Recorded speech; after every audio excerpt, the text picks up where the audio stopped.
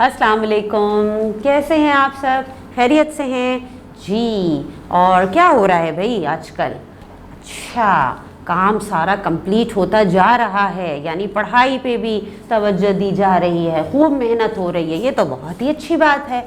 तो आज हम कौन सी क्लास स्टार्ट करने वाले हैं? अभी किस क्लास में मौजूद हैं? उर्दू की क्लास में।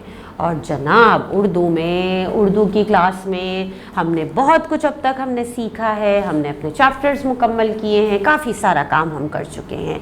और अभी जिस चैप्टर पे हम काम कर रहे हैं आजकल, वो है हमारी किताब का कौन सा चैप्टर? ज़रा बताइए मुझे, याद है आपको कौन से चैप्टर पर हैं हम आजकल?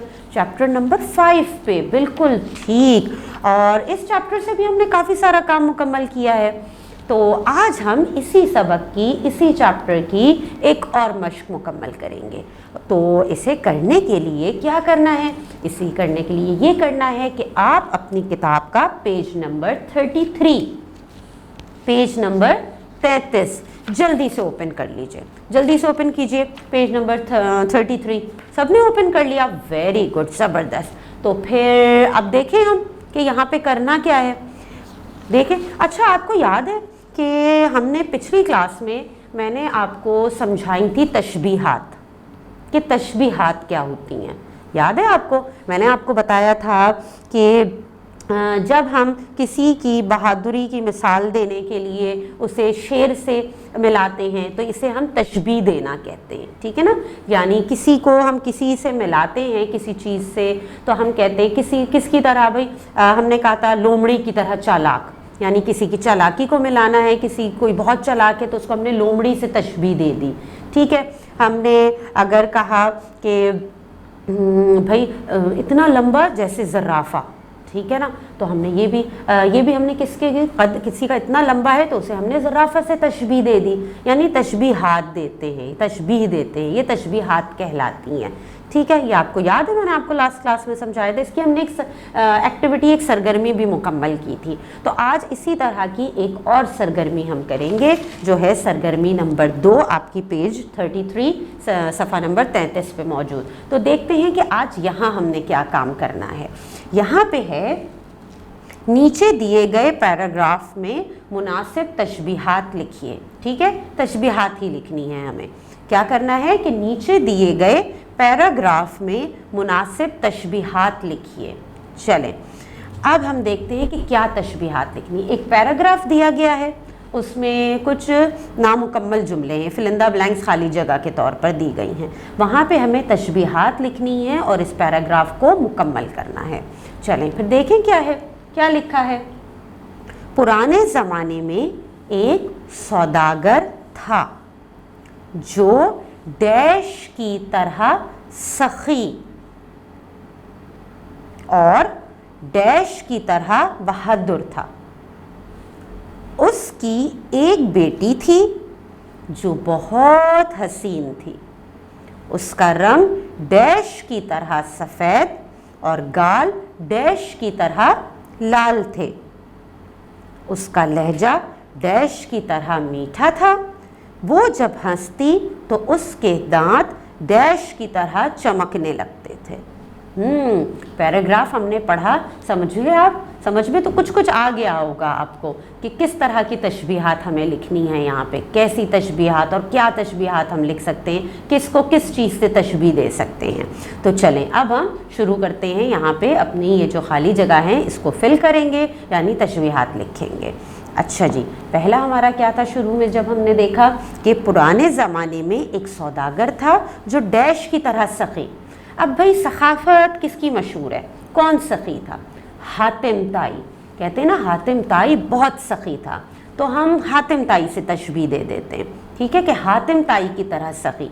तो यहाँ पे आप खाली जगह में लिखिए हातिम ताई, हातिम ताई, ठीक है। अच्छा, आगे बढ़ते हैं। हातिम ताई की तरह सखी और डैश की तरह बहादुर था। अब बहादुरी के लिए हम किससे तशबीह देते हैं? शेर की तरह बहादुर। तो यहाँ हम लिखते हैं शेर, यानी बहादुरी के लिए किससे तशबीह दी है हमने? शेर से। शेर की तरह बहादुर था। उसकी एक बेटी थी जो बहुत हसीन थी। اس کا رنگ ڈیش کی طرح سفید. اب کس چیز کی طرح سفید ہو سکتا ہے؟ سوچئے ذرا کس چیز سے تشبیہ دوں میں سفید رنگ کے لیے؟ برف سے. آپ نے برف دیکھی ہے، سفید، بالکل سفید ہوتی ہے.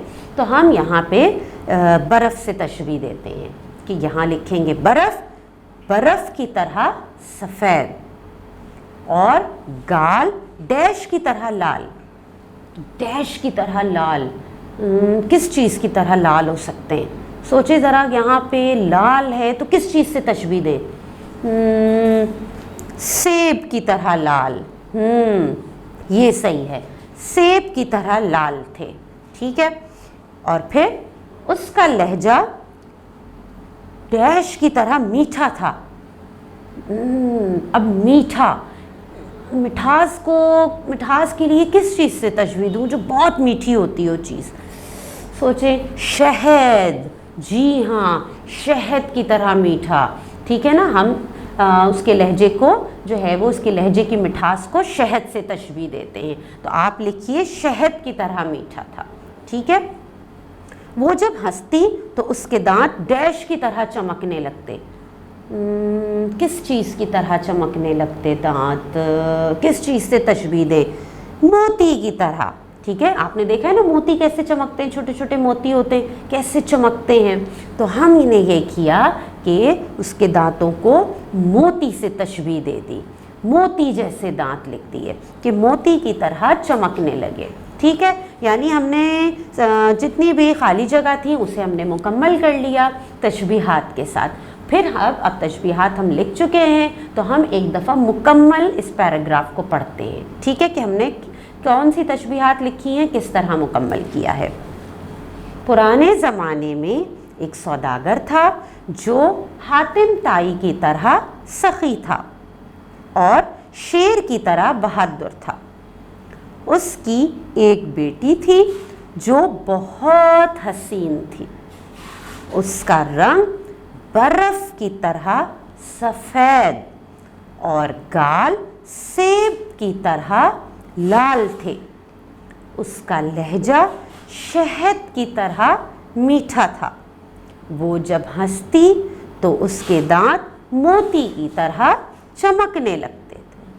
جی، تو اس طرح سے ہم نے اپنی یہ سرگرمی نمبر 2 بھی مکمل کر لی. تو آج ہم نے کون سی تشبیہات لکھی ہیں، کس چیز کو کس چیز سے تشبیہ دی ہے؟ حاتم طائی کی طرح سخی، شیر کی طرح بہادر، برف کی طرح سفید، سیب کی طرح لال اور شہد کی طرح میٹھا، موتی کی طرح چمکنے والے. ٹھیک ہے. یعنی دانتوں کو ہم نے تشبیہ دی ہے موتی سے، موتی کی طرح چمکنے والے. تو اس طرح سے آپ نے یہ سرگرمی مکمل کی اور مجھے امید ہے کہ آپ کو تشبیہات کا مطلب بھی سمجھ میں آ گیا ہوگا اور ان کا استعمال بھی سمجھ میں آ گیا ہوگا. ٹھیک ہے. اور آپ نے یہ سرگرمی ساتھ ساتھ ہی مکمل کر لی ہوگی. اگر ساتھ ساتھ مکمل کر لیے تو بہت اچھی بات ہے، اگر نہیں تو کوئی پریشانی نہیں ہے. اس ایکسرسائز کو، ریکارڈنگ کو دوبارہ دیکھیے اور آرام سے اپنی یہ مشق مکمل کیجئے. اس کے بعد اس کی پک لے کے، ایک تصویر لے کے اپنی ٹیچر کو سینڈ کر دیجئے. اللہ حافظ.